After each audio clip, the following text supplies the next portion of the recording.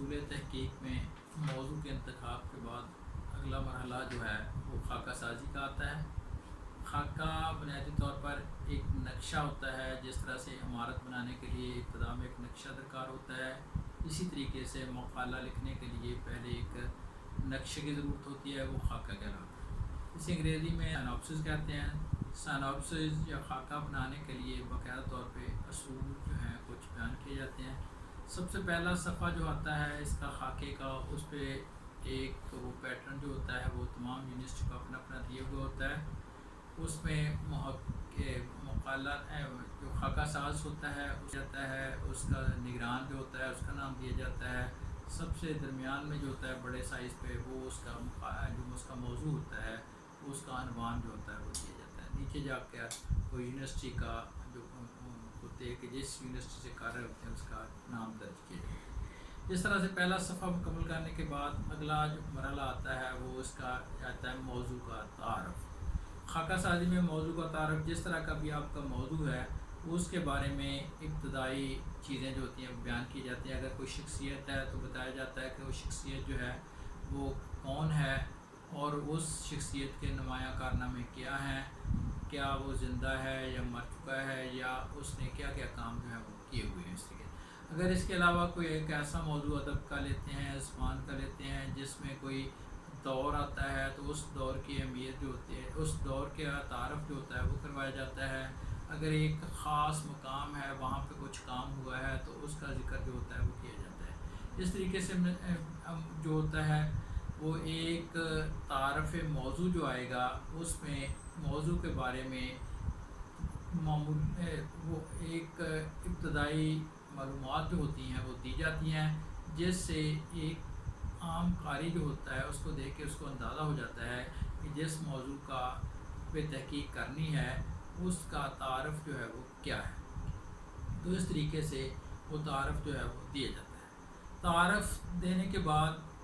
دوسرا کام جو آتا ہے موضوع کی ضرورت و اہمیت، یعنی آپ جس موضوع پہ تحقیق کرنا چاہتے ہیں اس کی کیوں ضرورت پیش آ رہی ہے، اس کی اہمیت جو ہے وہ کیا ہے۔ تو اس سلسلے میں بتایا جاتا ہے کہ یہ موضوع جو ہوتا ہے، موضوع جو ہے آج ایسا موضوع ہے جس پہ اس سے پہلے کام نہیں ہوا، اور اس کی ضرورت اس لیے کہ اگر اس پہ کام ہوگا تو لوگ جو ہوں گے، اگر شخصیت ہے تو اس کے بارے میں معلومات حاصل کریں گے۔ اس کے علاوہ اگر کوئی دوسرا موضوع ہے تو اس کے بارے میں یہ معلومات جو ہوں گی ان کا پتہ چلے گا، اور لوگ اس سے آگاہ ہو سکیں گے کہ یہ موضوع جو ہے اس پہ کام سے لوگوں کو اندازہ ہوگا کہ کس نوعیت کا یہ موضوع ہے اور اس موضوع پہ کام کرنے کی ضرورت و اہمیت جو ہے وہ کیا ہے۔ تو یہ موضوع جو ہے کی ضرورت و اہمیت جو ہوتی ہے بتائی جاتی ہے۔ اس کے بعد اگلا مرحلہ جو آتا ہے وہ آتا ہے مقاصد تحقیق۔ مقاصد تحقیق جو ہوتے ہیں وہ یہ ہوتے ہیں کہ آپ اس تحقیق کے کرنے سے آپ کا مقصد جو ہے وہ کیا ہے۔ وہ مقصد یہ ہوتا ہے کہ مثال کے طور مقصد جو ہوتا ہے وہ عام طور پر 3 یا 4 پوائنٹس میں الگ الگ دے دیا جاتا ہے۔ مثال کے طور پر وہ اگر ایک شخصیت کا موضوع ہے تو آپ بتایا جاتا ہے کہ اس شخصیت کے بارے میں لوگوں کو آگاہ کرنا۔ اگر وہ شاعر ہے تو اس کی شاعری کا فکری جائزہ لینا، اس کی شاعری کا فنی جائزہ لینا۔ اس کا چوتھا مقصد جو آئے گا وہ بن جائے گا کہ اردو ادب کی تاریخ میں اس کے مقام و مرتبے کا تعین کرنا، یعنی جو بھی شخصیت جس نوعیت کی ہوگی، اگر نعت کی شخصیت ہے تو اس کی نعت کی شاعری کا فکری جائزہ لینا، اگر اس کی نعت یا شاعری کا فنی جائزہ لینا، اردو نعت کی روایت میں اس کے مقام و مرتبے کا تعین کرنا۔ اگر کوئی ناول نگار ہے تو اس کے ناول کے حوالے سے آ جائے گا۔ اسی طریقے سے اگر کوئی دوسرا موضوع ہے، تیسرا موضوع ہے، تو اس میں بھی اس کا ذکر جو ہے وہ ایسے آ جائے گا کہ اس کے بارے میں 3-4 پوائنٹس جو ہوں گے وہ بتائے جائیں گے، جو آپ کے پیش نظر ہوں گے، جو آپ کا مقصد ہوگا، اور یہ پوائنٹس کی صورت میں لکھنا جو ہوگا وہ آسان ہوتا ہے۔ اس طریقے سے یہ مختلف موضوعات جو ہوتے ہیں ان کے مقاصد تحقیق جو ہوتے ہیں وہ الگ الگ بھی ہو سکتے ہیں۔ شخصیات کے تقریباً ایک جیسی بنتے ہیں کہ اگر اس کے فکر کا جائزہ لینا، فن کا جائزہ لینا، اگر ایک مثال کے طور پہ ایک موضوع آ جاتا ہے کہ وہ آتا ہے کہ ضلع اکاڑے کی نثر کا جائزہ لینا، تو اس میں ضلع اکاڑے کے لوگوں کا تعارف کروانا، ضلع اکاڑے کے نثر نگار جو ہیں وہ اردو نثر کی تاریخ میں ان کا مقام و مرتبہ متعین کرنا، ان کی فکر کا جائزہ لینا، ان کے فن کا جائزہ لینا، اس طریقے سے الگ الگ موضوعات جو ہوتے ہیں ان کا جائزہ جو ہوتا ہے وہ بن سکتا ہے، اور یہ مقاصد تحقیق ہوتے ہیں۔ اس کے بعد آتی ہے تحدید موضوع۔ تحدید سے مراد اس کو لمیٹیشنز ہوتی ہیں کہ مثال کے طور پہ ایسا ہے کہ آپ موضوع جو ہے وہ ایک وسیع ہے، آپ اس کو مختصر کر سکتے ہیں۔ وہ اس میں ایسا آتا ہے کہ اگرچہ یہ ایک وسیع موضوع ہے لیکن میرے پیش نظر جو ہوگا، ایک بڑا شاعر ہے اس کی صرف نعت کا جائزہ لینا جو ہوگا وہ میرے پیش نظر ہے، اس کی باقی چیزیں جو ہوں گی میرے پیش نظر نہیں ہوں گی، اور نہ اس کی غیر مطبوعہ شاعری جو ہوگی اس کا میں جائزہ لوں گا۔ میرے پیش نظر صرف اور صرف اس کا مطبوعہ اردو نعت کا جائزہ لینا ہے۔ مثال کے طور پہ اگر آ جاتا ہے کہ احمد ندیم قاسمی کی شاعری کا غزل کا جائزہ، غزل گوئی کا جائزہ لے رہے ہیں، ہمارا موضوع ہے، تو اس میں ہم ان کی افسانہ نگاری، ان کی دوسری نظم گوئی، اس کا نہیں ذکر نہیں کریں گے۔ ہم آپ کہیں گے کہ اس کی صرف میرے پیش نظر جو آئے گا وہ اس کی غزل گوئی کا جائزہ آئے گا، اور غزلیں بھی وہ ہوں گی جو مطبوعہ صورت میں شائع ہو چکی ہیں۔ اسی طریقے سے آپ نے اقبال کی شاعری کا جائزہ، تو آپ کہیں گے کہ اقبال کی شاعری جو ہے اس میں جو اردو شاعری ہے وہ میرے پیش نظر ہوگی، جو فارسی یا دیگر کسی زبان میں شاعری جو ہوگی وہ میرے پیش نظر نہیں ہوگی۔ اس طریقے سے آپ ایک موضوع جو ہوگا اس کی تحدید کر لیتے ہیں۔ آپ لیتے ہیں موضوع لیتے ہیں کہ ذرا سرگودے کے میں لکھے جانے والے سفر ناموں کو جائزہ، تو آپ کہہ سکتے ہیں کہ جو کتابی صورت میں سفر نامے آئے ہیں وہ میرے پیش نظر آئے ہوں گے، اور جو مختلف جگہوں پہ یا رسائل میں ساتھ میں شائع ہوتے رہے ہیں وہ میرے پیش نظر نہیں ہوں گے، یہ اس کی تحدید جو ہوگی وہ آئے گی۔ اس کے بعد کیا ہوتا ہے تحدید کا طریقہ کار جو ہوتا ہے، وہ طریقہ کار جو ہوتا ہے وہ یہ ہوتا ہے کہ یہ موضوع جو ہے اس موضوع پہ کام جو ہوگا میں MLA ماڈرن لینگویج اتھارٹی کے اصول و ضوابط کے تحت کروں گا یا کروں گی، اور اس کے ساتھ ساتھ جو ہوگا میرے پیش نظر رفاع انٹرنیشنل یونیورسٹی کے جو اصول و ضوابط ہیں ان کو پیش نظر رکھا جائے گا، اور اس طریقے سے یہ چیز جو ہوگی وہ سامنے آئے گی۔ اور اس کے ساتھ آپ بتائیں گے کہ میں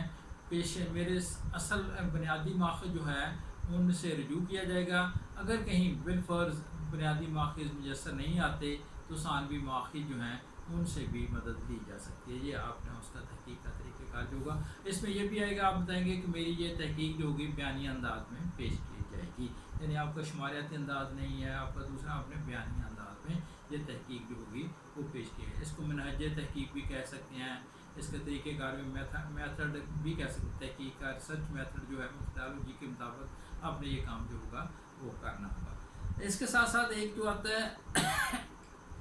ایک اس سے پہلے آتا ہے کہ لٹریچر ریویو کے طور پر جو آتا ہے وہ لٹریچر ریویو جو مراد ہوتا ہے کہ اس میں سابقہ کام کا جائزہ،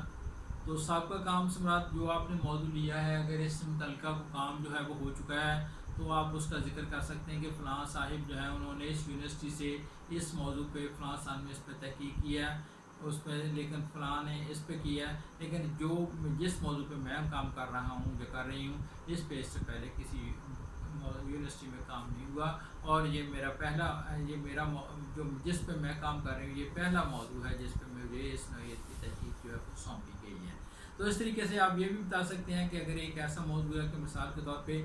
اردو شاعری میں اخلاقیات، تو آپ بتا سکتے ہیں کہ اردو شاعری میں اردو غزل میں اخلاقیات پہ الگ سے جائزہ لیا جا چکا ہے، اردو نظم کا جائزہ، لیکن مجموعی طور پر اردو شاعری میں اخلاقیات کا جائزہ نہیں لیا گیا، میرے پیش نظر جو ہے اردو شاعری کا مجموعی اخلاقیات کا جائزہ جو ہے وہ لینا ہے۔ اگر اس طرح کا کوئی کام پہلے ہو چکے ہیں یونیورسٹی میں، آپ نے وہ پچھلی لسٹیں فہرستیں جو ہیں فہارس جو ہوتی ہیں ان سے دیکھ کے اندازہ لگایا جا سکتا ہے کہ اس پہ کام جو ہے وہ ہو سکتا ہے یا نہیں ہو سکتا، اس طریقے سے آپ کا یہ کام جو ہوگا وہ مکمل کر سکتے ہیں۔ اس کے بعد اگلا آ جاتا ہے جو یہ تحقیق میں جو ہوتی ہے ابواب بندی۔ ابواب بندی جو آتی ہے اس میں آپ نے جو بنیادی طور پہ اس کو تبویب کا لفظ بھی اس کے لیے استعمال کیا جاتا ہے، لیکن ابواب بندی جو ہوتی ہے وہ زیادہ معروف شمار کیا جاتا ہے، اس کو لکھا جاتا ہے۔ تو ابواب بندی سے مراد آپ کے ابواب جو ہیں وہ کیسے بنا، اور یہ ابواب بندی جو ہوتی ہے ایک موضوع کو آسان بھی کر سکتی ہے مشکل بھی بنا دیتی ہے۔ اگر آپ کی ابواب بندی جو ہوگی وہ مناسب ہو جائے گی تو ابواب بندی میں وہ کام کرنا جو ہوگا وہ آسان ہوگا۔ تو ابواب بندی کرتے ہوئے پہلا باب جو ہوتا ہے عام طور پہ اگر شخصیت کا ہے تو اس کا تعارف جو ہوتا ہے وہ پیش کیا جاتا ہے، اس کے احوال و آثار، مثال کے طور پہ آپ نے کہتے ہیں کہ ہم کہتے ہیں کہ سر سید احمد خان آگے کوما لکھ کے احوال و آثار۔ اس کے بعد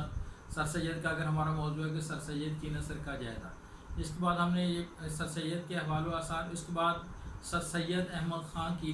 نثر کا فکری جائزہ دوسرا باب بنے گا، سر سید احمد خان کی نثر کا فنی جائزہ تیسرا باب بنے گا، چوتھا باب جو ہمارا بنتا ہے اردو نثر کی تاریخ میں سر سید کا مقام و مرتبہ۔ اسی طریقے سے شخصیات جو ہیں کہ اگر کوئی نعتیہ شخصیت ہے، نعت گو شاعر ہے، تو اس پہ بھی ہم نے پہلا باب جو ہوگا اس کے تعارف کے حوالے سے افکار و آثار جو ہوں گے وہ اس کے کا کروائیں گے، اس کا آثار کا کروائیں گے، دوسرا جو آئے گا اس کی فکر کے حوالے سے، تیسرا فن کے حوالے سے، چوتھا جو آئے گا اس کی مجموعی جو جائزہ جو ہوگا جس میں اردو کی نعت کی تاریخ میں، ناول کی تاریخ میں اس کو مقام مرتبہ کرتا ہے۔ اس طریقے سے ابواب جو ہوتے ہیں وہ ابواب بندی کی جاتی ہے۔ آگے آتا ہے تفصیلی ابواب۔ تفصیلی ابواب میں بالعموم جتنے پہلے جو باب جو ہوتے ہیں ان کا اوپر ذکر کرنے کے بعد نیچے ان کے فصول جو بنائی جاتی ہیں، فصول سے مراد ہوتا ہے کہ سب ہیڈنگس جو آتے ہیں وہ دے دیے جاتے ہیں۔ مثال کے طور پر اگر پہلا احوال و آثار کا ہے، سر سید احمد کا احوال و آثار، تو پہلے ہم نے بتائیں گے اس کا خاندانی پس منظر آ جاتا ہے، اس کی ولادت آ جاتی ہے، اس کی تعلیم آ جاتی ہے، اس کی ملازمت آ جاتی ہے، اس کے بعد اس کے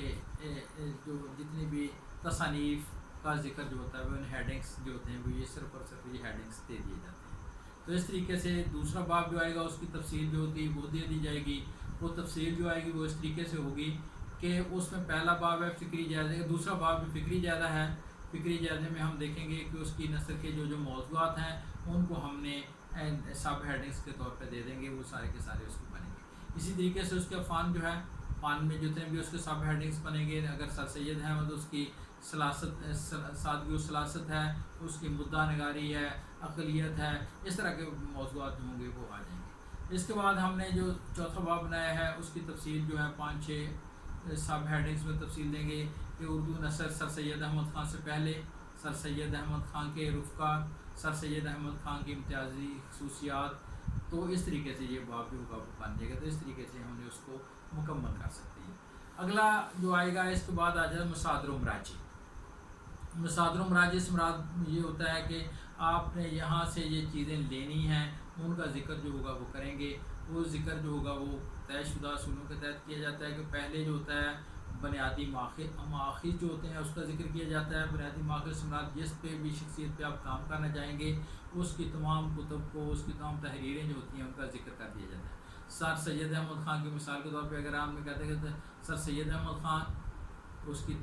دینے ہیں، پھر اس کی کتاب کا نام دیں گے، پھر اس کے بعد وہ کہاں سے شائع ہوئی ہیں، کہاں سے ہیں، یہ سارے کے اس کا ثنا جو ہے وہ کب چھپی ہے، اشاعت جو ہے وہ کون سا ہے، اس کا ذکر جو ہوگا وہ آپ کریں گے۔ اس طرح سے ان کی ترتیب بار الف بائی ترتیب سے ان کی کتابوں کے نام جو ہوں گے وہ دے دیے جا سکتے ہیں سر سید کی۔ یا اس کا یہ طریقہ ہو سکتا ہے کہ جو پہلے کتاب شائع ہوئی ہے اس کا پہلے ذکر کر دیں، دوسری آئی ہے پہلے سر سید احمد خان کا نام جو ہے وہ پہلی بار جو ہوگا وہ آ جائے گا۔ اگر کوئی ہے 2 یا 3 یا 4 5 لوگ ہیں تو ان کا الف بائی طریقے سے نام جو ہے وہ دے دیا جائے گا۔ اور اس میں ایک بات کا خاص طور پہ خیال رکھا جاتا ہے کہ وہ معروف نام جو ہے وہ ان کا ذکر کیا جاتا ہے۔ مثال کے طور پہ اگر ہم نے لکھتے ہیں حیدر علی آتش کا نام، آتش پہلے دیں گے، حیدر علی کوما ڈال کے لکھیں گے، اور اس میں عام طور پہ ڈاکٹر وغیرہ، پروفیسر وغیرہ یا اس کی کوئی کاسٹ وغیرہ کا ذکر جو ہوتا ہے وہ بعد میں کیا جاتا ہے۔ مثال کے طور پہ ہم نے کہتے ہیں کہ نذیر احمد چودھری نذیر احمد ہے تو ہم نے نذیر احمد چودھری کوما ڈال کے لکھیں گے، بعد میں لکھیں گے۔ ایک ہم نے کہتے ہیں کہ غلام رسول سید غلام رسول تو ہم نے غلام رسول کوما ڈال کے سید، ڈاکٹر سعد اللہ ہم نے سعد اللہ ڈاکٹر کام، کیونکہ اصل نام جو آئیں گے ان کو ہم نے معروف نام کے طور پہ الف بائی ترتیب سے کرنا ہے کہ یعنی جو پہلا نام ہے اگر الف کے ساتھ آ رہا ہے تو الف کو لکھیں، اگر دونوں الف مشترک ہیں تو جس کے بعد دوسرے حرف کو دیکھ لیجئے، تیسرے حرف کو دیکھ لیجئے، اس طریقے جو پہلے حروف آتے ہیں ان کا تذکرہ جاؤ۔ اس کے بعد جو ہوتا ہے ثانوی ماخذ میں عام طور پر جو اس موضوع سے متعلق کتب جو ہوتی ہیں وہ ان کا حوالہ جو ہے وہ ان کا ذکر جو ہوتا ہے وہ کیا جاتا ہے، وہ درج کی جاتی ہیں۔ اگر کوئی نثر کی کتابیں ہیں تو نثر کی جتنی بھی کتابیں عام طور پہ آپ کو میسر ہو سکتی ہیں جن سے آپ رجوع کریں گے ان کا ذکر آپ نے کرنا ہے۔ اور اس میں عام طور پر اردو ادب کی تاریخیں، اس موضوع سے متعلق لکھی جانے والی کتابیں، یہ ساری چیزیں جو وہ آئیں گی، ان کتابوں کا ذکر آپ نے کرنا ہے۔ اس کے بعد اگر اخبارات آتے ہیں تو اخبارات کا بھی آپ نے ذکر کر سکتے ہیں۔ اس کے ساتھ رسائل ہیں، ان کا بھی ذکر کر سکتے ہیں۔ ویب سائٹس ہیں، آپ نے ویب سائٹس کا حوالہ جو ہے وہ بھی دے سکتے ہیں۔ اگر خطوط ہیں تو ان کا بھی ذکر کر سکتے ہیں۔ تو اس طریقے سے ایک خاکہ جو ہوگا وہ بن جائے گا، اور وہ خاکہ آپ کا خاکہ ہے۔ اور میں کوشش کروں گا کہ اگلی بار اگلے لیکچر میں اگر وہ آپ کو کوئی خاکہ میسر آیا تو میں آپ کو اس کے باقاعدہ طور پہ اس کو دکھا دوں گا، تاکہ آپ کو خاکہ جو ہوگا وہ کس طریقے سے مکمل طور پہ عرفا یونیورسٹی کے اصولوں کے مطابق بنایا جاتا ہے۔ ٹھیک ہے، اللہ حافظ۔